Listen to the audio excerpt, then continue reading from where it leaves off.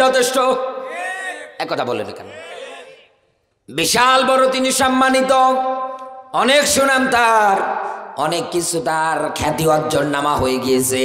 কিন্তু একটা মেয়ে যদি মিথ্যা কোনো কিছু দাবিদার করে, কারণ এখন তো দেশে সবচাইতে আইন বেশি, মেয়েদের অধিকার এখন সবচাইতে বেশি দেওয়া হয়।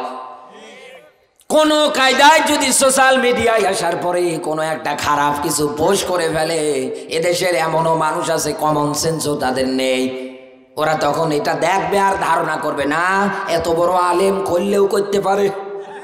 এক কথা বলে না কেন? এবার আসেন, আমাদের আল্লামা পিরোজপুরে শুয়ে আছে, দোয়া করছি বগুড়ার ময়দান থেকে আমার আল্লাহ পাক যেন কবরটাকে রিয়াজুল জান্নাহ বানিয়ে দেয়। এই যে লোকটা 50 বছর ধরে কোরআনের খেদমত করেছে, বিশ্বের অনেকগুলো রাষ্ট্রের মধ্যে কোরআনে কারিমের দাওয়াত দিয়েছে, তার হাতে হাত রেখে কালমা পড়ে অনেক মানুষ মুসলমান হয়ে গিয়েছে। এই লোকটাকে ধর্ষণকারীর আসামি বানিয়েছিল কারা? একটু তালাশ করে দেখেন। এই লোকটাকে রাজাকারের অপবাদ দিয়েছিল কারা? একটু তালাশ করে দেখেন। এই দুনিয়ার ময়দানে এই লোকটাকে যুদ্ধ অপরাধী বানিয়েছিল কারা? একটু তালাশ করে দেখেন। আপনি 100 মিল পাবেন। এই দুনিয়ায় নারীরা চক্রান্ত করলে এই চক্রান্তর ব্যাখ্যাটা কিন্তু একেবারে ভয়ঙ্কর হয়। এই জন্য তো এই দেশের শিক্ষা ব্যবস্থা ধ্বংসের পথে, কারণ শিক্ষা ব্যবস্থায় এমন নাস্তিক দীপু মনি বসে আছে। এক কথা বলে না কেন? ও তো এমনি হিন্দু, মাথায় সিঁদুর দেয়, তো ও কোনদিন চাইবে মুসলমানের এই সূরা ফাতিহা থেকে শুরু করে বিসমিল্লাহর বা থেকে শুরু করে সূরা নাসের সিন পর্যন্ত কোরআনে কারীমের বিধানগুলো 1 থেকে শুরু করে মাস্টার পর্যন্ত কম্পালসারি হয়ে যাক? ও কোনদিন চাইবে? ও কোনদিন চাইবে না, চাইবে না, কারণ ও তো হিন্দু, ও তো বিধর্মী। ও চাইবে ওর দাদা বাবুদের মূর্তির ভাস্কর্য কিভাবে ঢোকানো যায়, ও চাইবে এইভাবে কিভাবে মুসলমানদের ব্রেন বুদ্ধি ওয়াশ করে ইসলামের পথ থেকে বের করে তাগুদের দিকে নিয়ে যাওয়া যায়। ও ধান্দা টেন্ডেন্সি এইটা। শিক্ষা ব্যবস্থার ক্ষেত্রে আজ নারীর চক্রান্ত, দেশ চালানোর ক্ষেত্রে আজ নারীর চক্রান্ত, আর নারীদের শাসন মানা, নেতৃত্ব মানা হারাম। হারাম না? হারাম না? হারাম। কিন্তু সেই নারীরা আজকে ক্ষমতার বরে, টাকার বরে এত ভয়ঙ্কর ভয়ঙ্কর ফাঁদ তৈরি করেছে, দেশের মানুষকে উন্নয়নের কথা বললে রডের বদলে বাঁশ খাড়া করে দিচ্ছে। আহ, কি বাংলাদেশ গো! রাস্তা তো রাস্তা না, ডেলিভারি রোড। এই 56,000 বর্গ মাইলের দেশে 96% মুসলমান যেই দেশে, এই দেশে আপনি মিলিয়ে দেখেন তো কোনো পুরুষ কি নেই ওরকম যোগ্য? আছে, আছে। কিন্তু নির্বাচনের ক্ষেত্রে দেখবেন যারা মুনাফিক, যারা ক্ষমতা হারানোর ভয় করে, চক্রান্ত করে এমন জিনিস সেট করে, ভোট দিয়ে আসবেন একটাই, ওদের কাছে গিয়ে বসে আছে। এক কথা বললেন না কেন? আপনি দেবেন একটাই, গিয়ে বসে আছে আর একটাই। চক্রান্তের ক্ষেত্রে একেবারে ভয়ঙ্কর। আল্লাহ পাক এইসব মুনাফিক, এইসব জালেমের দিক থেকে আমাদেরকে যেন হেফাজত করে। জোরে বলুন আমিন, আরো জোরে বলেন আমিন। হযরত ইউসুফ আলাইহিস সালাতু ওয়াস সালামের জীবনী পড়তে গিয়ে আমরা এই ব্যাখ্যাটা পেয়েছি। যিনি তাকে ওই সময়ের মধ্যে ক্রয় করলেন, কিনে নিলেন বাজার থেকে দিরহাম মুদ্রা দিয়ে, জুলাইখার স্বামী তাকে ক্রয় করে নিলেন। নেওয়ার পরে যখন তার কাছে রাখলেন, আস্তে আস্তে আস্তে আস্তে করে বড় হলেন। একটা পর্যায়ে জুলাইখার মনে প্রেম, প্রীতি, ভালোবাসা উদ্বুদ্ধ হতে শুরু হলো। নারীর সাহায্যে নারী একজন এই যুবকটাকে নিয়ে 7টা রুমের দরজার ভিতরে নিয়ে গিয়ে আটক করলেন। কি উদ্দেশ্য? খারাপ কাজ করবে, শুধু এটাই উদ্দেশ্য তার। মূর্তিগুলো সে আছে, মূর্তিগুলোকে কাপড় দিয়ে ঢাকতেছে। আমি সংক্ষেপ করে বলছি, যাতে করে দেবদেবীর সামনে এসব করবে লজ্জাজনক না, এজন্য ঢেকে দিচ্ছে। হযরত ইউসুফ আলাইহিস সালাতু ওয়াস সালাম বলছে, তোমার এগুলো না, আমি ভয় করি আমার আল্লাহকে। আমানুত্তাকুল্লাহ, আমি ভয় করি কাকে? আরো জোরে বলেন কে? এই সৃষ্টিকুলের যিনি সৃষ্টিকর্তা, আমি তাকে ভয় করি। আল্লাহ পাক তাকে ওই জায়গায় সাহায্য করলেন, দৌড় মারার অর্ডার হলো, তুমি শুধু দৌড় দাও। যখনই তিনি দৌড় দিলেন, ইউসুফ আলাইহিস সালাম সামনে দৌড়ায়, দরজা একটার পর একটা খুলে যায়, জুলাইখাও পিছনের দিকে দৌড়ায়। এমন একটা পরিস্থিতি, যিনি ছোটবেলায় ক্রয় করলেন তিনি সামনে, ইউসুফ দৌড়াচ্ছেন, থাবা মেরেছে, পিছন দিকে ছিঁড়ে গিয়েছে।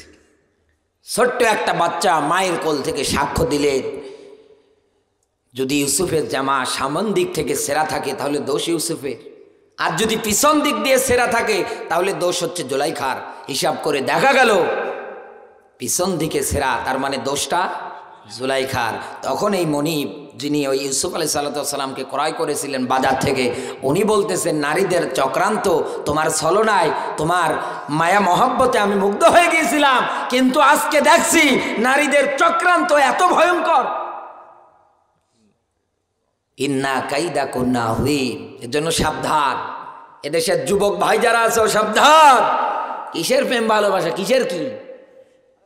টাকা আছে যতদিন পকেটে তোমার সাথে আছে, এই কথা বলে না কেন? ময়দা মেরে সুন্দরী হয় তোমার সাথে, সকালে এক কথা বলে, তোমার ফোন কাটার পরে আরেকজন সিরিয়ালে ওয়েটিংয়ে আছে। এদেশে তাকিয়ে দেখতে পাই যুবক যুবক প্রেম করে গো, মোবাইলের ভয়েস চেঞ্জ করে অ্যাপসের মাধ্যমে। যুবক যারা আছে ওরা তো ঠিক বলবে, কারণ ওরা তো এই কাছে আছে, ওরা আছে জন্য তো ঠিক বলে। আমি আহ্বান করতেছি, আল্লাহর পথে ফিরে আসো, ইমানের পথে ফিরে আসো। এই দুনিয়ার ময়দানে তারা ইমানের পথে, ইসলামের পথে ফিরে আসে, আমার আল্লাহ পাক তাদেরকে ডাক দিচ্ছেন, তাদের জন্য আল্লাহ সুসংবাদ রাখছে। আল্লাহ পাক বলেন, ইল্লাল্লাযীনা আমানু ওয়া আমিলুস সলিহাত, বলেন আল্লাহু আকবার। এই দুনিয়ায় যারা ইমানদার, ইমান আনার পর পরে যারা লড়াইয়া সংগ্রাম করে, আল্লাহ পাক বলেন, এই দুনিয়ার ময়দানে যত মানুষ তোমরা তাকিয়ে দেখতে পাও, সব মানুষের ভিতরে ক্ষতির কাতারে নেই শুধু 4 ধরনের মানুষ। তার 1 নম্বরে হচ্ছে ইল্লাল্লাযীনা আমানু। কোরআনের যত জায়গায় ইল্লা শব্দ আছে তত জায়গায় আমার আল্লাহ ব্যাখ্যা দিয়েছে ওরা বাদ দিয়ে এরা। কারা তারা? এই দুনিয়ায় যারা আমানু, যারা ইমানদার, শুধু কি জবানে বলে না, ইমান আনার পর পরে আল্লাহর জমিনে আল্লাহর পথে লড়াইয়া সংগ্রাম করে দিন প্রতিষ্ঠা করার চিন্তা ভাবনা তৈরি করে ফেলে। ইমান জিনিসটা বন্ধু খুবই কঠিন। নবীজির এই সাহাবী একজন ছিলেন, নাম তার আবু যার গেফারি। তার জীবনী যারা পড়েছেন হয়তো অনেকেই জানেন। এই লোকটা ওই সময়ের মধ্যে ইয়াসরিবের মধ্যে বসবাস করত। মদিনার পূর্ব নাম ইয়াসরিব, ওই জায়গায় বসবাস করতেন তিনি। লোকজন বিভিন্ন দিক থেকে যাত্রা করত, ব্যবসার উদ্দেশ্যে রওনা হতো ইয়াসরিব থেকে বাক্কা, তার মানে মক্কা। এই যে পশ্চিমবঙ্গে যে পাহাড়গুলো পাওয়া যায়, এই জায়গার মধ্যে থেকে থেকে তিনি ডাকাতি করতেন। নাম তার আবু যার গেফারি। ইসলাম গ্রহণ করার পর পরে তার এই নামটাই এসেছে ইতিহাসে। তিনি ডাকাতি করতেন, তার মানে তিনি ছিলেন ডাকাত। একদিন বিশ্বনবী মুহাম্মদুর রাসূলুল্লাহ সাল্লাল্লাহু আলাইহি ওয়াসাল্লামের দ্বীনের দাওয়াতের কথা তার কানের মধ্যে চলে আসলেন, যে এরকম মক্কার মরুভূমিতে একজন আছে দ্বীনের দাওয়াত দেয়, তিনি নবী বলে দাবি করে। নিজের ছোট ভাইকে পাঠিয়ে দিলেন, যাও তো দেখে আসো। কিন্তু আবু জাহেল, শত্রু বাহিনী যারা আছে, আল্লাহর নবীর ওই সময়ের মধ্যে লোক সংখ্যা একেবারেই কম। ইমানের ঘোষণা যারাই দেয় তারাই মার খায়, ইমানের ঘোষণা যারাই দেয় তাদেরকে দুনিয়ার থেকে হত্যা করে ফেলে। হত্যা এই কারণে করে যাতে করে নতুন করে আর কেউ কোনোদিন মুহাম্মদের উপরে হাতে হাত রেখে কালমা পড়ে মুসলমান না হয়, ইমান যেন না আনে। তিনি গোপনে গোপনে যতটুকুন খোঁজ খবর নিয়ে ভাইয়ের কাছে চলে গেলেন। যাওয়ার পর পরে বিস্তারিত বর্ণনা করলেন, ডাক দিয়ে বললেন, ভাই এইরকম আকৃতির এইরকম চেহারার লোক আমি জীবনও দেখিনি। মনে হচ্ছে পূর্ণিমার 4টা উদয় হয়ে আছে এইরকম চেহারা। আবু যার গিফারির মনে ইমানের দীপ্ততা বেড়ে গেলেন, নিজেই এবার তিনি সফর শুরু করলেন। কিন্তু কি করবে? এই জায়গায় আসার পরে কেউ যদি বলতো আমি মুহাম্মদের সঙ্গে দেখা করতে চাই, আমি তার কাছে যেতে চাই, সঙ্গে সঙ্গে তাকে দুনিয়ার থেকে কতল করা হলো, বিদায় করা হতো। আল্লাহর নবীর সাহাবী হযরত আলীর সঙ্গে তার দেখা। ডাক দিয়ে বললেন, এ ভাই, তোমাকে দেখে তো মনে হয় তুমি একজন বিদেশি মেহমান। বলে, হ্যাঁ আমি বিদেশি মেহমান। এই জায়গায় কি যাও? বলে, ভাই আমি এসেছিলাম এই জায়গায়, দিনের একজন নবী নাকি দিনের দাওয়াত দেয়, আমি তার সাক্ষাতে এসেছিলাম। ডাক দিয়ে বলেন, এই কথাটা যত জোরে বলেছো আর বলো না, আস্তে করে বলো, কারণ এখন এই যদি কাফের বেঈমানদের কানের মধ্যে যায়, সঙ্গে সঙ্গে তোমাকে ধরে নিয়ে যাওয়ার পরে দুনিয়ার থেকে বিদায় করে দেবে। এখান থেকে একটা পয়েন্ট পাওয়া যায়, এই দুনিয়ার ময়দানে আজ যারা এইরকম কোরআনের ময়দানে মসজিদের সভাপতি সেক্রেটারির দায়িত্ব পালন করে, ইমাম সাহেবকে যারা বলে হুজুর দেখে শুনে কথা বলবেন, ক্ষমতায় আছে আমরা, দিনকাল ভালো না, এ ব্যাখ্যা পড়ার পরে, এই ব্যাখ্যা আপনি শোনার পরে মনে হয় কি নবীজির সময় কি দিনকাল ভালো ছিল? বলেন না কেন? কাফেররা একদিকে, নবীজি একাই কয়েকজনকে নিয়ে শুধু বের হতে পারে না ঘর থেকে, আত্মগোপন করে নবীজিকে ঢাকা লাগছে। এত জুলুম, এত নির্যাতন কাফেররা চালিয়েছে।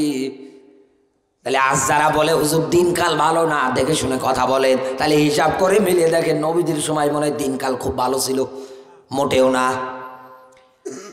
হযরতে আলী ডাক দিয়ে বললেন, ভাই আমি তোমাকে ওই লোকটার কাছে নিয়ে যাব, তবে আমি সামনে সামনে যাব, তুমি আমার পিছন বরাবরে আসবে, আমাকে অনুসরণ করে আসবে, এটা যেন বোঝা না যায়। আমি সামনে সামনে যাব, তুমি আমার পিছন। আমি তো মুসলমান, আমি আত্মসমর্পণ করলাম, স্যালেন্ডার করলাম আল্লাহর ইসলামের কাছে, কোরআনের কাছে, বিধানের কাছে আমি আত্মসমর্পণ করলাম, স্যালেন্ডার করলাম। আবু জার গেফারি এই কথাটাই বললেন, ডাক দিয়ে বললেন, হ্যাঁ নবী, আমি একটাবার কাফেরদের সম্মুখে গিয়ে এলান করে দিতে চাই, আমি আর বেঈমানের তালিকায় নেই, এখন থেকে আমি ইসলামের কাছে আত্মসমর্পণ করলাম। নবীজি ডাক দিয়ে বললেন, আবু জার গেফারি, এখন ওই সময় কিন্তু আসেনি, এই সময়ের মধ্যে এই কথাটা বলা যাবে না। আবু জার গিফারি চলে গেলেন, এবার সামনে গিয়ে দাঁড়িয়ে ঘোষণা দিয়ে দিলেন, আমি আল্লাহর প্রতি, আখিরাতের প্রতি বিশ্বাস স্থাপন করেছি, মুহাম্মদ রাসূলুল্লাহ যে আল্লাহর নবী এটা আমি গ্রহণ করে নিয়েছি। একটা কথায় বন্ধু, ইমানের ঘোষণা দেওয়ার কারণে কাফের বেঈমানেরা দূর দূরান্ত থেকে ছুটে আসলেন। আসার পর পরে আবু জার গিফারিকে ওই জায়গায় মারতে মারতে রক্তাক্ত করে ফেললেন। আল্লাহর জমিনে আল্লাহর দ্বীন প্রতিষ্ঠা করার জন্য একজন সাহাবী যে পরিমাণ কষ্ট স্বীকার করেছে, তার তুলনায় আপনি কিছুই করেননি। মার আর জুলুম নির্যাতন সহ্য করতে না পেরে নবীজির কাছে এসে বলছিল, হে নবী দোয়া করেন, কোথায় আল্লাহর সাহায্য, একটু দোয়া করেন, আর তো পারা যায় না। মাত্তা নাসরুল্লাহ, কখন আসবে আল্লাহর সাহায্য? আপনি তো জানেন আপনার কাছে তো ওহী আসে, এটা একটু জানান। আল্লাহর নবী আমার চোখগুলো বড় বড় করে রাগান্বিত ভাব নিয়ে ডাক দিয়ে বলেন, সাহাবীরা, তোমাদের আগে যারা এই সমাজের মধ্যে দিন প্রতিষ্ঠা করতে এসেছিল, যারা দিন কায়েম করতে এসেছিল, আল্লাহর পথে যারা লড়েছিল, তাদেরকে মাটির মধ্যে গর্ত খনন করে এরপরে পুঁতে ফেলতো, এরপরে মাথার মধ্যে করাত দিয়ে ছিঁড়ে জীবন্ত মানুষটাকে দুই ভাগ করে বিদায় করে দিত। নবীজি বললেন, ও আমার সাহাবীরা, এত জুলুম, এত নির্যাতন করেছে, এরপরেও কাফেররা ওই সময়ের ইমানদারদেরকে এক চুল পরিমাণ ইসলামের পথ থেকে, কোরআনের পথ থেকে সরে আনতে পারেনি। তাহলে আজও দুনিয়ার ময়দানে এই রকমটা যারা করছেন, তাদেরকে আমি বলে যেতে চাই, যারা ইসলামের বিরুদ্ধে, কোরআনের বিরুদ্ধে যারা অস্ত্র ধারণ করেন, ইসলাম বিদায় করার জন্য যারা ষড়যন্ত্র করেন, আপনার চাইতেও সম্পদের দিক দিয়ে, প্রেসিডেন্টের দিক দিয়ে আবু জাহেল কিন্তু কম ছিল না। কথা বলেন না কেন? পারেনি, ইতিহাস হয়ে আছে আজও তার নাম। নবী মুসার বিরোধিতা করেছিলেন, নাম তার ফেরাউন, পারেনি, এত শাসন তার। হায়াত পেয়েছিলেন দুনিয়ায় 600 বছরের উপরে, 600 বছরের উপরে হায়াত পেয়ে যদি দুনিয়ার থেকে নবী মুসার উপরে নাজিলকৃত তাওরাত বিদায় করতে পারেনি, তাই আজ আপনি মাত্র 60-70 বছরের জীবন জিন্দেগি পাওয়ার পরে, এই চেয়ারে বসার পরে আপনি মনে করেন হয়তো আল্লামা সাইদিকে ফাঁসি দিয়ে মেরে দিলে মনে হয় আর কেউ কোরআনের কথা বলবে না। এই দুনিয়ার ময়দানে কওমে অঙ্গনের যিনি সব চাইতে বেশি বীর সিংহ মামুনুল হককে জেলখানায় বন্দি করে রাখলে আর মনে হয় নতুন করে কেউ কোনোদিন কোরআনের ময়দানে কথা বলবে না। এই দুনিয়ায় আমির হামজাকে বন্দি করে রাখলে কেউ কোনোদিন মনে হয় কোরআনের কথা বলবে না। আপনার ধারণা একদম ভুল। গাছের ডাল কাটবেন একটা, আগামীকাল 7 দিন পরে গিয়ে তাকাবেন ওই জায়গা থেকে আরো 7টা মাথা বের করে বের হচ্ছে। এই দুনিয়ার ময়দানে দিনের কর্মীরা বিদায় হবে একটা, আমার আল্লাহ হাজার হাজার তৈরি করবে। মালিকের ক্ষমতা নেই, আরো জোরে বলেন। এই জন্য আল্লাহ ডাকছেন ইল্লাল্লাযিনা আমানু, হে যারা ঈমানদার আছো তোমাদেরকে বলছি তোমরা তো ক্ষতির কাতারে নেই, তোমরা তো ভালোর দিকে আছো। তাহলে ঈমান বলতে ঈমান আনতে গেলে আপনার উপরে জুলুম হবে, নির্যাতন হবে, মানুষ ভয় দেখাবে। এই ভয় ভীতি যদি আপনাকে দেখায় বন্ধু, তাহলে বুঝবেন আপনার ঈমানটা সাকসেস। এমন ঈমান সকালে বিরিয়ানি, রাতে বিরিয়ানি, দুপুরে বিরিয়ানি শুধু দিয়ে যায়। এক কথা বলে না কেন? মাথায় একটা কালো পাগড়ি পরার পরে আশেকে রাসূল দাবি করে। গতকাল রাতের বেলা মাহফিল ছিল আমার পাবনা আতাইকুলা থানায়। ভারত থেকে এক আল্লাহর ওলি আসতেন, আসার পরে এরকম কালো একটা পাগড়ি নিয়ে এসেছে। নিয়ে আসার পরে আমাকে রাত 3:30টার দিকে মঞ্চে উঠিয়েছে। এজন্য আমার শরীরটা একটু খারাপ, কষ্ট হচ্ছে, তারপরেও কথা বলছি। ঘুমাতে পারিনি আমি, এরকম পাগড়ি নিয়ে এসেছে, ছেড়ে দিয়েছে এইভাবে। এরপরে বলছে রুমাল ধরো আর দোয়া করো, আল্লাহ তুমি আমারে সন্তান দাও। চিন্তা করছে আল্লাহ এটা মানুষ না আর কিছুই নেই, বলে আশেকে রাসূল, আওলাদের রাসূল। পুরো আলোচনা আমি শুনেছি, এমন এমন কথা বলছে, রাগ হওয়ার কথা। বাবার কাছে আও, সন্তান চাও, উনি নাকি সন্তান দেবে। মাথায় হাত দিয়ে নাকি দোয়া করলে দোয়া কালাম পরে ওরে পানি ফু নেওয়া সিরিয়াল। এই দুনিয়ার ময়দানে এইসব ভণ্ডরা ভালো করে জানে দুনিয়ায় ইসলামী নিয়ম নীতি কায়েম হলে পরে এই দুনিয়ার ময়দানে ওর ভণ্ডামি চলবে না। এই জন্যে দেখবেন চট্টগ্রামের ওইদিকে একজন আছে এমপি নজিবুল্লাহ মাইজ ভান্ডারি। এক কথা বলেন না কেন? জাকের পার্টিতে যারা আছে ওরা নারী পুরুষ এক জায়গায় জিকির করে, চলেন আমার এলাকায় দেখাবো। অনেকে হয়তো বলবেন যে হুজুর আপনার এলাকায় নারী পুরুষ এক জায়গায় জিকির করে, আপনি বন্ধ করতে পারেন না। একদিন জিকির করতে গেলাম, নিষেধ করলাম, বললাম যে কোন তরিকায় পেয়েছেন একটু বলেন তো। নবীজি মরে যাওয়ার পরেও তার একজন সাহাবী বেঁচে ছিলেন 90 বছর, নাম তার আবু তফায়েল। জীবনে দেখান পড়েছেন জীবনী কোনদিন? হযরত আবু বকর খেলাফতের আসন পালন করেছেন, কই কোনদিন তো এমন করলো না। ওমর তো এমন করলো না, উসমান তো এমন করলো না, আলী তো এমন করলো না। কোন নবী রাসূল এইরকম করে তরিকা এইরকম করে জিকির করলেন না। আপনারা কোন জায়গায়? খিচুড়ি আছে যতক্ষণ, নবীজির প্রতি ভালোবাসা আছে ততক্ষণ, মহব্বত আছে ততক্ষণ। এইসব আশেকে রাসূল, আওলাদের রাসূল, ভণ্ড মাইজ ভান্ডারীরা আজ এই দুনিয়ায় ইসলামটাকে দলে দলে ভাগ করে ফেলেছে। অথচ তরিকা একটাই, ইন্নাদ-দীনা ইনদাল্লাহিল ইসলাম। গ্রহণযোগ্য মনোনীত একটা জীবন ব্যবস্থা, তার নাম ইসলাম।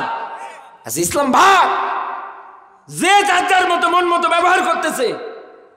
ওরা মনে করে আমরা ঠিক, এদিকে এরা মনে করে ওরা ঠিক। মাঝখানে এখন যারা এগুলোর বিরুদ্ধে কথা বলে বেদাতি, এক কথা বলে না কেন? এখন আবার কিছু এই দেশে ঘোমটাওয়ালা শায়েখ বের হয়েছে, ইসরায়েলের পক্ষ নিয়ে যারা কথা বলতেছে। আমি নাম বলি না, আমি কারো গীবত করার জন্য আসিনি। আরে ভাই আমরা টুপিওয়ালা যদি মিল না হই, এই দেশে সাধারণ পাবলিক বলবে কি ওই তোরা এক জায়গায় 3 জন থাকতে পারিস না, আর আমাদের 3 জন রিক্সা চালিয়ে এসে আলু ভর্তা দিয়ে ভাত দে, খেয়ে লুঙ্গি মাথায় উঠবে, তাও টের পাবো না। আর তোদের এত কায়দায় খাওয়া দাওয়া হয়, গরুর গোশ, মুরগির রান, ছোট মাছ, এই সেই খাওয়ানো দাওয়ানোর পরে একটা খাটে ঘুমাতে দেয়। কিছুক্ষণ পর ফতোয়া শুরু হয়, এইভাবে না এইভাবে এইভাবে। এই কথা বলে না কেন? দলাদলি কিসের? দলাদলি কিসের? ভণ্ডামি। বাদ দেন, এক প্ল্যাটফর্মে আসেন, দাঁড়িয়ে যান, ঐক্যতা অর্জন করে সামনের দিকে যান। এদেশের কোনো নাস্তিক রামবামের বাবার বেটার বেটির ক্ষমতা ছিল না। এই দুনিয়ায় যারা ইসলামী আন্দোলনের পক্ষে কথা বলে, এই দুনিয়ায় যারা আল্লাহর আইন প্রতিষ্ঠার পক্ষে কথা বলে, তাদেরকে কারাগারে বন্দি করে পঙ্গুত্ব বরণ করার। এই যে ভাই গজল বললো না, এই চুপ করেন, এই ভাই গজল বললো না একটু আগে, এখানে একটা ভাই এসে গজল বললো না। মাঝে মাঝে গাড়িতে থাকি আর এই গজলটা দেই, দেয়ার পর পরে ভিডিও আছে, অনেক ভিডিও ইউটিউবে আছে, আমাদের কত দিনের মুজাহিদদের পিটিয়ে তারা মেরেছে, তাদের একটা পুলিশের বাচ্চা মরে, কত এসআই এনএসআই ডিসিএসপি পোস্ট করে যায় এই হত্যার বদলা নেব। ও তোমাদের সন্তান তোমাদের, আর আমাদের কত মুজাহিদের ভাইয়েরা কান্না করে। কই কোনোদিন তো একদিন পোস্ট দিলেন না, কোনোদিন তো পোস্ট দিলেন না। ও নিজের সন্তান নিজের কাছে সন্তান মনে হয়, আর পরেরটা ভেসে এসেছে। কত মানুষকে এইভাবে কুপিয়ে হত্যা করে একটা মাত্র কারণ, আল্লাহর জমিনে তারা আল্লাহর আইন চায়, আল্লাহর শাসন চায়। কারণ তারা তো চাইবে, কারণ তারা তো ইমানদার, তারা তো ক্ষতির কাতারে নেই। তারা মালিকের প্রশ্নপত্র ফাঁস করে দিয়েছে, সব জেনে গিয়েছে, শয়তানের চক্রান্ত দুর্বল, এই জন্য তারা এগিয়ে যায়। এই দুনিয়ার ময়দানে ক্ষতির কাতারে 2 নম্বরে নেই যারা ঈমান আনার পর পরে এই দুনিয়ার ময়দানে নেক কাজ করে। নেক কাজ বলতে কি বোঝায়? এই বাংলাদেশের মধ্যে কত জায়গায় কত যুবকেরা দেখা গিয়েছে 16ই ডিসেম্বর আসলে গান বাজনা করে, নাচানাচি করে। একথা বলেন না কেন? 14ই ফেব্রুয়ারি ভ্যালেন্টাইন ডে পালন করে, বিশ্ব ভালোবাসা দিবস। এখন বাংলাদেশের অনেক জায়গায় অনেক জেলার মধ্যে এই যুবক ভাইরে ইসলামের পথে ফিরে এসেছে। এখন তারা 14ই ফেব্রুয়ারি 16ই ডিসেম্বর এইসব গান বাজনার আয়োজন না করে কোরআনের মাহফিল করে। এটাই তো বিজয়। ইসলামের প্রতি এইভাবে এগিয়ে আসবে মানুষজন। বিজয় যিনি দান করবে তিনি কে? আরো জোরে বলেন। দেখেন নবীজি দাওয়াতি জিন্দেগি যখন শুরু করলেন, আবু যার গেফারি দাওয়াত গ্রহণ করার পর পরে উচ্চ আওয়াজে বলার পরে মায়ের খেলেন। আবু বাক্কার দিনের ঘোষণা দেওয়ার পরে মায়ের খেয়েছেন। এই দুনিয়ার ময়দানে নবীজি ওই সময় যখন দিনের দাওয়াত দেয় তখন কিন্তু একেবারে দলবল কম। আস্তে আস্তে করে দিনের প্রচারণা যত বেড়েছে, এমন একটা পর্যায় যখন তৈরি হয়ে গেল, আল্লাহর নবী বিদায় হজ্জের ভাষণে দাঁড়িয়ে গেলেন, তখন নবীজির সামনে উপস্থিত 1,14,000 সাহাবী। বেড়েছে না কমেছে? আরো জোরে বলেন। বিজয় আমাদের ওই রকম আসতেছে, শুধু সময়ের অপেক্ষা, জালেমেরদের পতন দেখা। আপনি আটকাতে পারবেন না। কত জেলা কত জায়গাগুলোতে আগে গেলে পরে দেখতেন সিনেমা হল ছিল কি ছিল না। যুবকেরা করতো কি, টাকা পয়সা খরচ করে সিনেমা হল দেখতে যেত। এখন বড় বড় সিনেমা হলের বিল্ডিং গুলো আর চলে না। তার মানে এটা বুঝবেন, এটা ইসলামের বিজয়। সাহায্য যিনি করছে বান্দাদের, তিনি কে?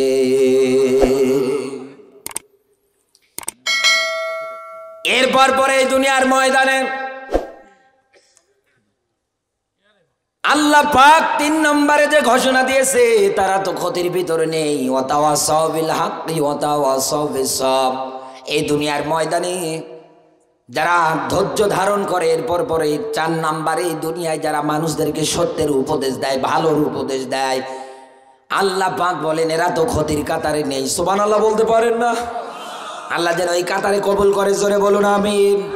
কারণ এই দুনিয়ায় আপনি মানুষদেরকে চাইবেন সব সময়ের জন্য সত্যের দিকে উপদেশ দিতে, কোনোদিন আপনি খারাপের পথ বেছে নেবেন না।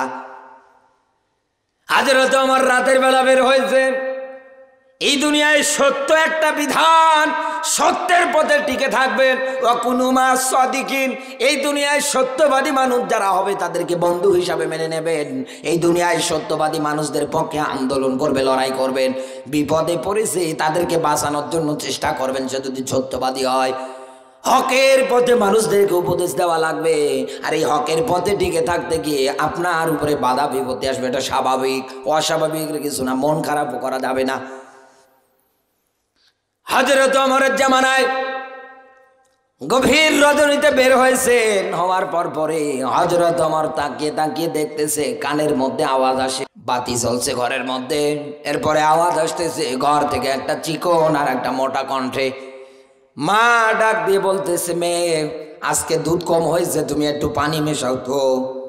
মেয়েটা সঙ্গে সঙ্গে কোরআনের আয়াত তেলাওয়াত করছে, লা তাখুযুহু সিনাতুন ওয়ালা নাওম। বলেন আল্লাহু আকবার। ডাক দিয়ে বলে, মা এই দুনিয়ায় দুধ তো কম হয়েছে, এটা চরম সত্য, এটা তো 100 সত্য। পানি দেবো কোন কারণে? এ তো অসৎ কাজ, খারাপ কাজ।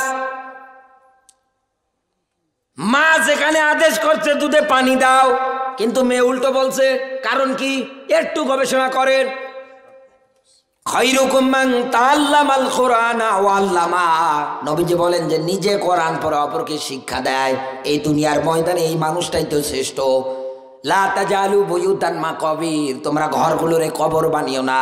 কিন্তু এই জায়গার মধ্যে এই ঘরটা কিন্তু কবর না, কারণ মেয়েটা একজন কোরআনের হাফেজা। কারণ কোরআন যেই জায়গায় নেই, কোরআন যদি রাষ্ট্রেও না থাকে, কোরআন যদি সংসদেও না থাকে, ওটা শয়তানের আড্ডাখানা হয়। ঘর বলতে থাকার ঘর না, সমাজ জীবন ঘর, অর্থনৈতিক জীবন ঘর, রাজনীতির জীবন ঘর, রান্নাঘর থেকে শুরু করে রাষ্ট্রীয় জীবন পর্যন্ত যতগুলো সেক্টর আছে সবগুলো একটা করে ঘর। আর এই ঘরগুলোর মধ্যে যদি কোরআনের আলোয় আলোকিত না হয়, আল্লাহর নবী বলেন ওটা কিন্তু উজার গৃহ, তার মানে ওটা শয়তানের আড্ডাখানা। ও যদি নাই হতো, কোন গায়ক, কোন গায়িকা এই দেশের মধ্যে কোনোদিন এমপি মন্ত্রী হতে পারতো না। মমতাজের মতো চরিত্র ঠিক নেই, গান বলে বলে নাচিয়েছে, মাতিয়েছে, হাঁটতে যায়, ফাইটতে যায়, এইগুলো বলে আজকে এ হয় সংসদ সদস্য। এই বলতে গেলে মৌলবীরে ধর, ওর হাত করা পড়া, ওর কোমরে রশি পড়া, ওর পায়ে বেরিয়ে দে, গলায় ফাঁসি দিয়ে দুনিয়া থেকে বিদায় কর। এই কথা বলেন না কেন? এটাই তো নিয়ম, এটাই তো চলতেছে। মায়েরা যারা বসে আছেন, মা আদেশ করছে মেয়েকে দুধে পানি দাও, মেয়ে সত্যের পথে অটল আছে, আয়াত পরে বলছে আল্লাহ কিন্তু ঘুমায় না, আল্লাহ কিন্তু দেখে। এক কথা বলে না কেন? ও মা পানি দিতে বলো, আল্লাহ কিন্তু দেখতেছে, তিনি কিন্তু ঘুমায় না। আশ্চর্য বিষয়, আজ আপনার ঘরগুলোতে তাকালে আজ ঐশ্বরিয়া তৈরি হয়, আজ আপনার ঘরগুলোতে অপবিশ্বাস তৈরি হয়, আপনার ঘরে পরিমণি তৈরি হয়। যারা সন্তান জন্ম দেয় বাবা খুঁজে পাওয়া যায় না। আপনি রাগ করেন আর মন খারাপ করেন, যেটাই করেন না কেন, আপনি আপনার সন্তানকে, আপনার মেয়েকে কোন বিবেকে, কোন সেন্সে আপনার যুবতী মেয়েকে আপনি এসব আটো সাটো পোশাক পরে আপনি মার্কেটে পাঠান দিয়ে নবাবজাদা সলিমুদ্দি টিভির রিমোট নিয়ে টিভির চালিয়ে দেখছে, আর ওদিকে ওর বউ বগুড়া মার্কেটে গিয়ে আড্ডা মারছে। ঠিক মানে এই জায়গায় বসে আছে অনেকে, আবার ঠিক বলে বাইরে যাওয়া লাগবে না। আপনারা যে আল্লাহর ওলি তা কিন্তু না, এই জায়গায় বসে আছে। হুজুর আছে না? মেয়েটাকে মা বল, মেয়েটা কোরআনের আয়াত বললো, মা মানতেছে না। মা আবার ডাক দিচ্ছেন, দেওয়ার পর পরে মেয়েটা আবার কোরআনে কারিমের সূরা বাকারার 42 নম্বর আয়াত তেলাওয়াত করলেন। ডাক দিয়ে বললেন, মা আল্লাহর হুকুম দেখো, আল্লাহর আদেশ দেখো, ওয়ালা তালবিসুল হক বিল বাতিল ওয়া তাকতুমুল হক ওয়া আনতুম তা'লামুন।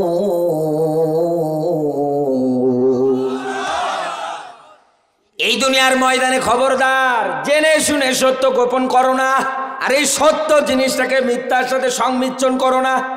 ও মা, কেন বোঝো না? দুধ তো কম হয়েছে, এতে পানি দেওয়া তো সম্ভব না, এ তো মিথ্যা কাজ, এ তো খারাপ কাজ। হযরত ওমর কথোপকথনগুলো দরজায় দাঁড়িয়ে দাঁড়িয়ে শুনলেন, করজ চিহ্ন দেওয়ার পরে এবার বাড়ি চলে গেলেন। রাজ দরবারে যাওয়ার পরে সন্তান আব্দুল্লাহকে পেলেন, ডাক দিয়ে বলেন, এই বাবা এদিকে আয়, এতদিন যাবত তোকে একটা মেয়ের সঙ্গে বিয়ে দিতে চাই, আমার মনের মতো পাত্রী খুঁজে পাই না, আজকে পেলাম, তুমি রাজি? সন্তান আব্দুল্লাহ মাথা নিচু করে ডাক দিয়ে বলে, বাবা তুমি যেইটাতে রাজি আমি ওইটাতে রাজি। এবার এই ওয়াজ আপনি নবীজির হাদিস হিসাবে বাল্লিগু আন্নি ওয়ালাউ আয়া, একটা হাদিস একটা বাক্য যদি জানা থাকে এটাই প্রচার করা ফরজ। এবার নিয়ে যান তো বাড়িতে। নিজের ছেলেকে বসান, বসানোর পরে ডাক দিয়ে বলেন, বাবা বিয়ে দিতে চাই, অমুক একটা জায়গায় মেয়ে হাফেজা, কোরআনের হাফেজ, মাদ্রাসায় পড়ে, ছেলে কথা শেষ না হতে বলবে বাবা মাথা খারাপ, সেই ক্লাস 3 থেকে আমার ইলেকশন চলছে। তোমার কি মাথা খারাপ? ইলেকশন না রিলেশন? হ্যাঁ, আমার বন্ধুরা কিন্তু ওমরের সন্তান এই কথা বললেন না, ডাক দিয়ে বললেন বাবা তুমি যেটাতে রাজি আমি ওইটাতে মাথা নত করে দিলাম।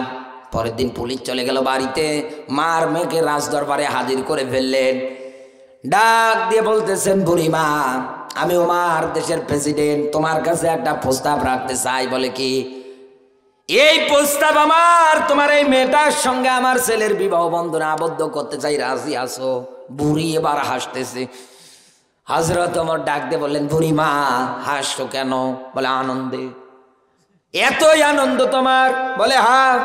বলে একটা বারো কি চিন্তা করো না, আমি দেশের প্রেসিডেন্ট আর আমার ছেলে, আর তুমি মাত্র দুধ বিক্রি করে খাও একজন গোয়ালিনী, আর তোমার মেয়ে বিয়ে হচ্ছে কোন ঘরে একটু চিন্তা করো।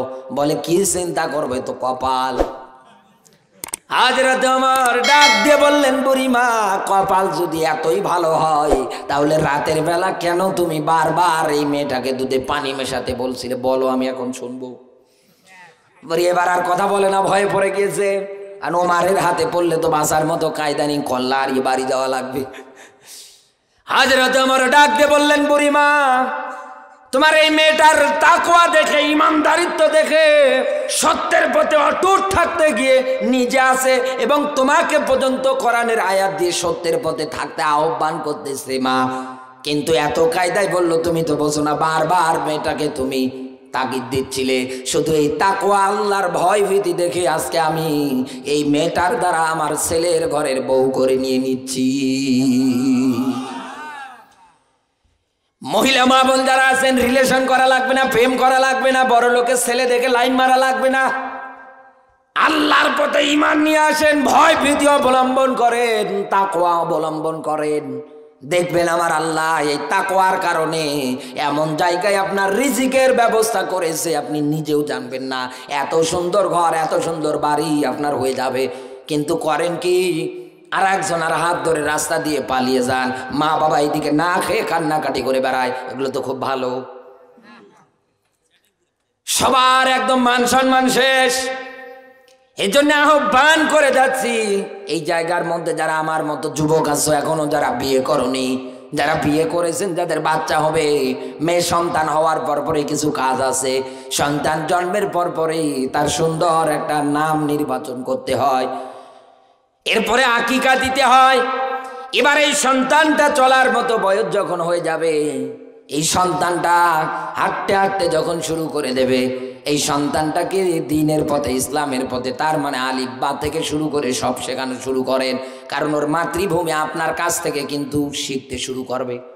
সৌদি আরবে যে বাচ্চাগুলো জন্ম নেয়, ওদের মাতৃভাষা আরবি, ওরা একদম আরবি শিখে ফেলে। আর আপনি করেন কি? এই ছোট্ট বাচ্চা দুধের একটা শিশু মায়ের কোলে দুধ খায়, বললেই বলবেন যে হুজুর আপনি এগুলো জানেন কেমন করে? মায়ের কোলে দুধ খাচ্ছে, স্বামী আর স্ত্রীর গন্ডগোল, ও একটু একটু দেখছে, কেবল হেঁটে হেঁটে বেড়ানো শিখছে, দুই একটা কথা বলাও শিখছে। এই ছোট মানুষ দুধ খাচ্ছে, আর এমন অবস্থায় আপনি আপনার স্ত্রীকে গালাচ্ছেন খারাপ ভাষা দিয়ে। ছোট্ট মানুষ তো সবে কথা বলা শিখছে, ওর মেমোরিতে সেভ করছে। এ আবার কি বড় হয়ে একদিন আপনার সামনে ঘুরে এই গালি দেয়? এই কথা বলেন না কেন? শেখাচ্ছেন আপনি। আপনার বাড়িতে টেলিভিশন আছে, আপনার পকেটে টেলিভিশন, এই মোবাইল, সবগুলো আপনি আপনার সন্তানের ব্রেনের মধ্যে ঢুকে দিয়েছেন। এখন বলেন বন্ধু, সন্তান খারাপ করার দিক থেকে দোষ কার? আরো জোরে বলেন, দোষ কার? একটা সন্তানের সর্বশ্রেষ্ঠ জায়গা, বড় ওঠার, বেড়ে ওঠার সর্বশ্রেষ্ঠ জায়গা হচ্ছে তার পরিবার। কিন্তু আমরা এই দুনিয়ার ময়দানে এমন এমন কাজ করছি গো, আমাদের এই ছোট্ট বাচ্চাগুলো সব শিখে ফেলে। নবীজি বললেন যখন কথা বলার মতো হয়ে যাবে তখন তাকে তুমি দ্বীন ইসলাম শিক্ষা দাও। মেয়ে যদি হয়, পর্দার বিধান ফরজ, পর্দা ওকে ছোট থেকে শিখাও। আপনি পরান জিন্সের প্যান্ট, গেঞ্জি, ফতুয়া পরিয়ে পরিয়ে বড় করে, এখন বড় হয়ে বোরকা গায়ে দেবেন, ও জিন্দিগিও পরবে না। এক কথা বলে না কেন? আচ্ছা, আতরের ব্যবসা যিনি করে, এনাকে যদি ওই পোল্ট্রি মুরগির ব্যবসা যিনি করে ওখানে যদি বসানো যায় থাকবে? আর পোল্ট্রি মুরগির দোকানে যিনি ব্যবসা করে ওনাকে আতরের দোকানে এনে বসান তো থাকবে? হ্যাঁ, থাকবে না। সেন দেখতেছেন ভালো, কিন্তু একটা অভ্যাস আছে না, এতদিন ধরে থাকলো আর হঠাৎ করে একদিন এনে দাঁড় করে থাকবে? বললে হলো, ওর কাছে কেমন কেমন লাগবে। এতদিন সেন পাই এরকম, আজকে আবার এত সুগন্ধি আসলো কোথার থেকে? নবীজি বলেন সর্বশেষ এই সন্তান যখন বিয়ে দেবে তখন সৎ যোগ্য ভালো ছেলের হাতে মেয়েটারে উঠিয়ে দাও। আমার তো মন বলে এখন ভালো ছেলে যদি খুঁজতে চান, মেয়েটাকে যদি উঠিয়ে দিতে চান, নেই তার চাকরি, কি হয়েছে? তার বাবার সম্পদ নেই, কি হয়েছে? মেয়েটা সুখে থাকবে। যান ফজরের নামাজে মসজিদে, যে যুবকটা এসে মসজিদে মালিককে সেজদা দিচ্ছে, এই ছেলেটার হাতে মেয়েটাকে উঠিয়ে দেন। তা নেই, দেয় টাকলার হাতে তুলে, কিছুদিন পর মেরে সোজা করে বাড়ি পাঠিয়ে দেয়। এক কথা বলেন। আর কেউ কেউ আছে যন্ত্রণা সহ্য করতে না পেরে পেয়েছে গলায় দড়ি দেওয়া, ও গলায় দড়ি দিয়ে শেষ চিরদিনের জন্য বাই বাই। একটা মেয়ের জীবন ধ্বংস করার জন্য আপনি মা বাবা দায়ী, একটা ছেলের জীবন ধ্বংস করার জন্য আপনি মা বাবা দায়ী। কিয়ামতের দিন কুল্লু নাফসিন বিমা কাসাবাত রহিনা, ধরা খাওয়া লাগবে কৃতকর্মের কারণে। এই সন্তানেরা ওই দিন ডাক দিয়ে বলবে, মালিক আজকে দেখিয়ে দাও ওদেরকে, তাদেরকে আমরা আমাদের পায়ের কাছে পদদলিত করব, তাদেরকে সব লাঠি দিয়ে জাহান্নামে নিয়ে যাব। আল্লাহ রায় দিয়ে দেবেন। আপনি কেন এসব করেন আমি বুঝি না। আমার বন্ধুরা, সূরা বাকারার একটা আয়াতের ব্যাখ্যা করতেছিলাম, খৌফ বলেছিলাম। এই খৌফ মানে সাধারণ ভয়। এই দুনিয়ার ময়দানে ইমানের পথে থাকতে গিয়ে কাফের বেঈমানেরা আপনাকে ভয় দেখাবে, এই দুনিয়ার থেকে বিদায় করার জন্য, উৎখাত করার জন্য চিন্তা ভাবনা তৈরি করবে। এই দুনিয়ার ময়দানে আপনি পিছু হটে আসবেন না, আপনি সামনের দিকে এগিয়ে যান, ভয় করেন না, পরোয়া করেন না। বিজয় যিনি দেবে তিনি কে? 2 নম্বরে, এই দুনিয়ার ময়দানে তারা ক্ষুধা দারিদ্রতা দিয়ে আমার আল্লাহ আপনাকে পরীক্ষা করবে। সাহাবীরা এমন একটা যুগ ছিল, এমন একটা সময় ছিল, পেটে খাবার নেই। সাহাবীরা করেছেন গাছের লতা পাতা খেয়ে, তারা চিপিয়ে চিপিয়ে খেয়ে তারা জীবন ধারণ করে ফেলেছিলেন। এত কষ্ট তারা তাদের জীবনে সহ্য করেছেন। নিজের পেটের খাবার নিজে না খেয়ে আর একজনকে খাইয়েছেন। এইরকম মানুষ আজকে খুঁজে পাওয়া যায় না। এরপর পরে মালিক আপনাকে পরীক্ষা করবে ফসলাদির ক্ষয়ক্ষতির দ্বারা। এরপরে মালিক আপনাকে পরীক্ষা করবে সন্তানাদি দিয়ে। এই দুনিয়ার ময়দানে এই পরীক্ষাগুলোর মধ্যে যারা উত্তীর্ণ হতে পারে, আমার আল্লাহ পাক বলেন এরাই তো দুনিয়ায় সফল কাম। আল্লাহ পাক যেন আমাদের উত্তীর্ণ হওয়ার তৌফিক দান করে। জোরে বলুন আমিন, আরো জোরে বলেন আমিন। তাহলে এতক্ষণ যাবত আমি একটা মেসেজ আপনাকে দেওয়ার জন্য এতগুলো কথা বলতে বলতে মুখ দিয়ে ফেনা তুলে ফেললাম। মহিলা মা বোনেরাও কান খাড়া করে শুনে যান। আমার এতগুলো কথার সামারাইজ করে মূল মেসেজ যেটা আমি দিতে চাই, এখন আপনি নিজেই এই জায়গায় এই মুহূর্তে বসে নিজের বিবেককে জিজ্ঞাসা করে দেখেন তো, শয়তানের চক্রান্ত দুর্বল না সবল? আরো জোরে বলেন, আরো জোরে বলেন। স্বীকার করে যান। কেন ভয় পান? লড়তে কেন ভয় পান? জীবন থাকবে নতুবা যাবে, কেন ভয় পান? ওমর ইসলাম গ্রহণ করার পরে বলতে, হে নবী কিসের ভয়? সুফি সারা দিনের দাওয়াত দেবে? আমি ওমরের দ্বারা হবে না। কাবার চত্বরে গিয়ে স্লোগান দিচ্ছে লিল্লাহে তাকবীর। কাফের বরাবর চিন্তা করছে, আল্লাহ কার এত বড় সাহস? হ্যাঁ, পিটিয়ে সোজা করলাম এত মানুষের, কার এত বড় সাহস এটা তাকবীর দিচ্ছে? দরজা খুলে দেখছে ওমর। আস্তে করে দরজা বন্ধ করে ডাক দে বলে, স্ত্রী দরজা জানলার খোলার দরকার নেই, কারণ যে সাক মিছিল দিচ্ছে, যে তাকবীর দিচ্ছে, ও সামনে গেলে কল্লা নিয়ে বাড়ি আসতে পারবো না। কেন আজকে আমরা ওই ওমর তৈরি করতে পারবো না? তৈরি করতে পারবো না? সেটা আপনার ঘরে তৈরি করেন, আপনার সন্তানকে আপনার ঘরে দিন কায়েমের কর্মী তৈরি করেন, কোরআনের জ্ঞান শিক্ষা দেন, নতুবা আপনাকে বৃদ্ধাশ্রমে পচে মরা লাগবে। গিলি খেয়ে নেন আপনি। এই কোরআনের জ্ঞান যারা মা বাবা হওয়ার পরেও সন্তানকে দেয় না, ওরা মা বাবা বলতে কি জিনিস ওরা বিয়ে করার পরে আর বোঝে না। অনেক দেখেছি আমি আমার জীবনে এই ছোট্ট লাইফে, কোরআনের জ্ঞান নেই তো মা বাবা কি জিনিস বোঝে না। মা বাবা যে একটা নিয়ামত, আল্লাহ যে তাদের ব্যাপারে আয়াত দিয়েছে সেবা যত্ন করার, ও না পড়ার কারণে কি বুঝবে, কান ধরে বৃদ্ধাশ্রমে রেখে আসে। বাধ্য হয়ে মুরব্বীরা ওই জায়গায় না খেতে পেরে মারা যায়, লাশটা পর্যন্ত দেখতে যায় না, আনতে যায় না। আমি মেসেজ দিতে চাই আপনাকে, কিসের ভয় আপনার? এগিয়ে যান, বিপদে পড়বেন। আল্লাহু ইয়াসিমুকা মিনান নাস। সাহায্য করবে কে? নবীজিকে যেমন সাহায্য করেছে আপনাকেও আল্লাহ সাহায্য করবে। আপনি এগিয়ে যান। বর্তমান এবং ভবিষ্যৎ দুইটার অর্থ বহন করে ইয়াসিমু। বর্তমানে আপনি কাজ চালাবেন, বিপদে পড়বেন, আল্লাহ বাঁচাবে। ভবিষ্যতে যেমনে নবীজিকে বাঁচিয়েছিলেন আমরা কি চালাতে পারবো না? চালাতে পারবো না? আমাদের ঘরগুলোতে আমাদের সন্তানগুলোর জীবনে কোরআন উঠিয়ে দিতে পারবো না? আরো জোরে বলেন, পারবো না? আল্লাহ যেন তৌফিক দান করে, জোরে বলুন আমিন। এতগুলো কথা বলা লাগে মানুষকে ব্যাখ্যা দেওয়ার ক্ষেত্রে। এই কোরআনের বিধান আল্লাহ পাক মানার ব্যাপারে একদম সহজ করে দিয়েছে। আর কোরআনের বিধান মানা একদম ফরজ, নফল না, সুন্নাত না, ওয়াজিব না, এটা মানা ফরজ। আপনি যদি না মানেন আপনাকে কিয়ামতের দিন এই কোরআন আপনার বিরুদ্ধে সাক্ষী দেবে। এই জন্য সতর্ক হয়ে যান, এটা নিয়ামত, আপনি সতর্ক হয়ে যান। এই কোরআনে কত জায়গায় নামাজ কায়েমের আন্দোলনের আইন আছে, কত জায়গায় ইউকাতিলুনা ফি সাবিলিল্লাহ দিন কায়েমের আয়াত আছে। আমাদের মানুষদের মাঝে এত কায়দায় ব্যাখ্যা করা হয়, এত কায়দায় বলা হয়, তারপরেও কাজ হচ্ছে না, মনে হয় হবে না, এরকম একটা পরিস্থিতি দেখা যায়। কিন্তু আল্লাহ পাক এই দুনিয়ায় তার একটা ক্ষুদ্রতম সৃষ্টি তৈরি করেছেন, যার নাম মৌমাছি। নাম কি? আরো জোরে বলে, আরো জোরে বলে, মৌমাছি। এই মৌমাছির উপরে আল্লাহ পাক ওহী মাত্র করলেন একবার, মৌমাছিরা ও আওহা রব্বুকা ইলান নাহলি আনিত্তাকিযি মিনাল জিবালি বুয়ুতা ওয়া মিনাশ শাজার ওয়া মিম্মা ইয়ারিশুন। ও দুনিয়ার মৌমাছিরা, এই দুনিয়ায় তিনটা জায়গায় ঘর বানাও, বাড়ি বানাও। 1 নম্বরে গাছের ডালে, 2 নম্বরে পাহাড়ে, জিবাল মানে পাহাড়, 2 নম্বরে পাহাড়ে, 3 নম্বরে মানুষ যে থাকার জন্য ঘর তৈরি করে, কোরআনের ভাষায় এই ঘরকে বলা হয় মাচাং। এই মাচাঙ্গের দেয়ালে বা ওয়ালে তোমরা তোমাদের ঘর বানাও, বাড়ি বানাও, তোমাদের বডি স্ট্রাকচার তৈরি করো। আর ওখান থেকে যে মধু হয়, এই মধুটা হচ্ছে শেফা। সুবহানাল্লাহ বলতে পারেন না? অনেক রোগের মহা ঔষধ, প্রতিষেধক এই মধু। শুধু একবার ওহী করার কারণে মৌমাছিরা আজ পর্যন্ত না, কিয়ামত পর্যন্ত আল্লাহর আয়াত মেনে চলছে। এই 3 জায়গা বাদ দিয়ে অন্য কোনো জায়গায় ঘর আছে? আরো জোরে বলে, কোনো ঘর আছে? নেই। শুধু এই 3 জায়গায় তাদের ঘর পাবেন আপনি, বাড়ি পাবেন আপনি, অন্য কোনো জায়গায় পাবেন না। অথচ আয়াত একটা, সূরা নাহল 16 নম্বর সূরা 14 নম্বর পারার 69 নম্বর আয়াত।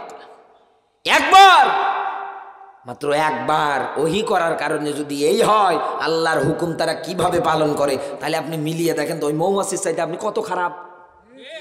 এত কায়দায় নামাজের জন্য আহ্বান করে মসজিদের মুয়াজ্জিন সাহেব, খতিব সাহেব আপনাকে নামাজের জন্য ডাকে।